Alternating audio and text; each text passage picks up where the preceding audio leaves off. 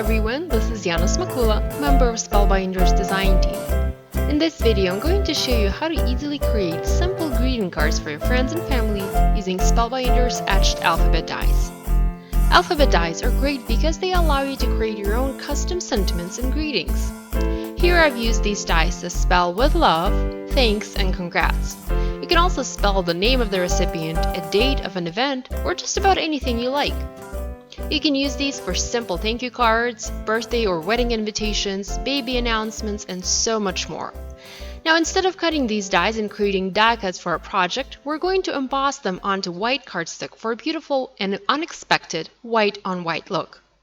Here's a quick look at other supplies that we'll need to complete this project.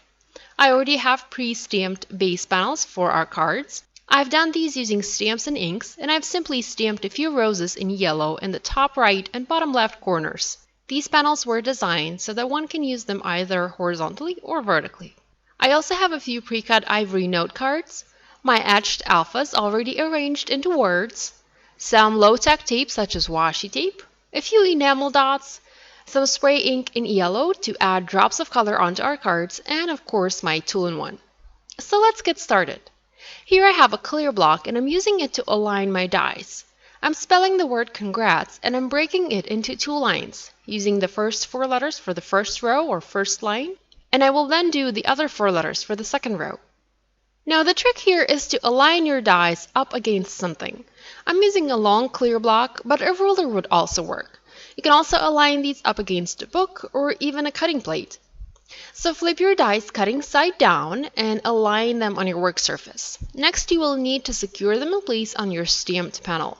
You will need to use very low-tack tape for this.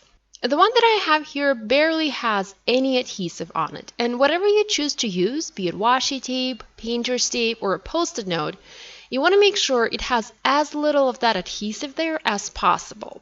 You can remove some of the stickiness by adhering your tape onto your skin a few times. You can also adhere it onto your sleeve. Just do make sure it's barely sticky. Next, place your tape on top of your letters. Make sure to grab all of them. Remove your clear block or your ruler and transfer your letters onto your stamped panel. Be sure to use grid lines on your cutting mat to help you align these letters on your panel and have them centered. So go ahead and repeat everything and place the second row of letters onto your stamped panel to complete the word that you're spelling. Now it's time to emboss this panel.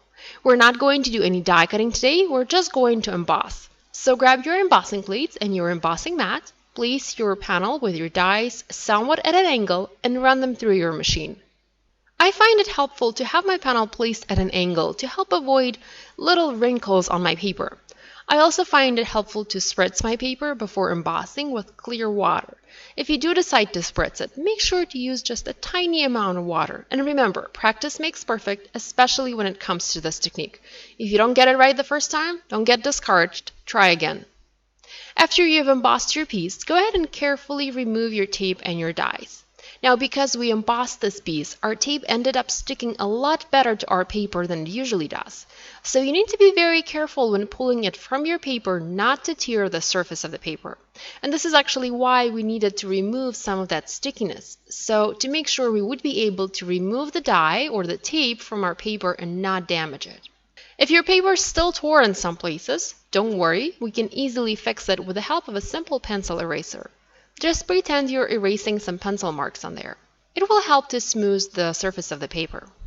To finish our card, I'm going to add a few drops of ink onto my base panel.